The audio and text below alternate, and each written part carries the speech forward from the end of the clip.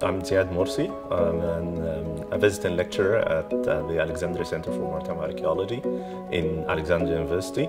And for the past 12, 13 years, I've been focusing on the study of maritime heritage in Egypt. I've been fascinated with the water management system, especially during the Hellenistic and the Roman eras. Alexandria, before Alexander the Great, in the 4th century BC, it was just a beach, a sandy beach, and then a big island called the island of Pharos. Ancient Egyptians used to be living in and around the sea in Alexandria before even Alexander the Great came to power. Then Alexander the Great, when he came to Egypt, he saw this perfect location to build his perfect city.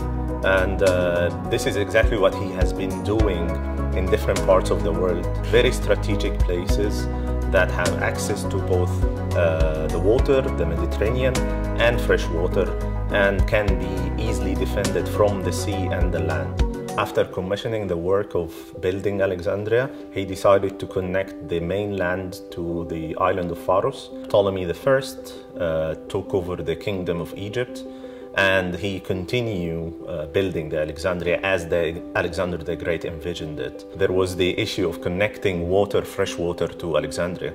So the Ptolemies had to dig a channel called the Ziad channel from the Canopic branch of the Nile, which was the ancient branch of the Nile, the most western branch, and connected it all the way to the city and all the way to the sea also. So it was giving water, fresh water from the Nile to the city, but also connecting the Nile with the Mediterranean through a series of water locks. Lake Maritime in antiquity used to be at least 6 times larger than what we know today. All the trades coming through the Nile from Upper Egypt and from the Red Sea goes through the Nile and then through the lake, and then from the lake it goes to Alexandria, and then from Alexandria to the whole world. This is why Alexandria became Alexandria that we know of. It's the cross path between everybody in the whole world. When the city was built, with the heptastadium between the Pharos Island and the mainland, it divided the water into 2 harbors, the Eastern Harbor, or what is known as the Portus Magnus, or the Great Harbor, and the Western Harbor. And then on the Eastern Harbor, there was a number of small ports. Each port had its own facilities and its own use. So we have the military port towards the east, the royal port, and then the merchant port, and then the fishing port. And the western side was mainly for the incoming traffic from Europe or from elsewhere in the Mediterranean. Everything, all the movement of cargo, all the movement of people was being done in the Eastern Harbor. And alongside of all of these facilities, there used to be a number of boat building shipyards.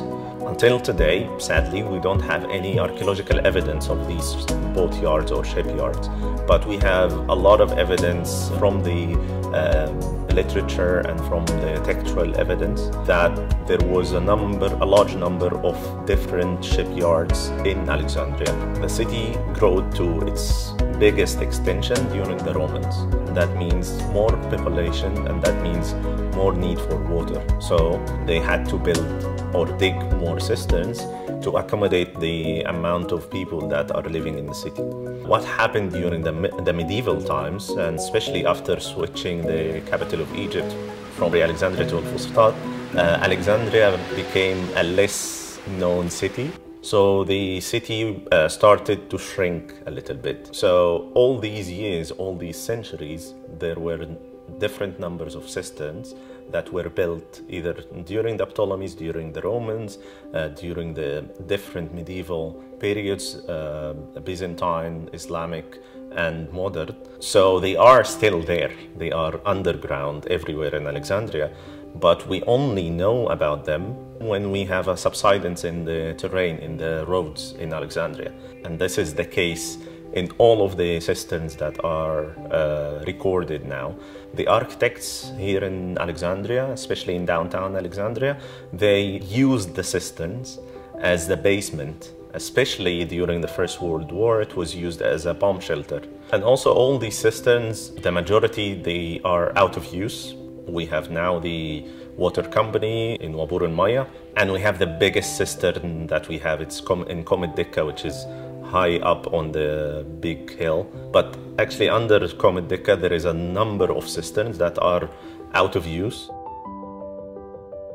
Some of them were turned into art galleries. Some of them now housing a museum, like the one in the Greek church, the Evangelismos. A number of them are just closed. They are under well-known buildings and they are closed. And some of them, they are under the Ministry of Antiquities, like Sahri ibn al-Nabih.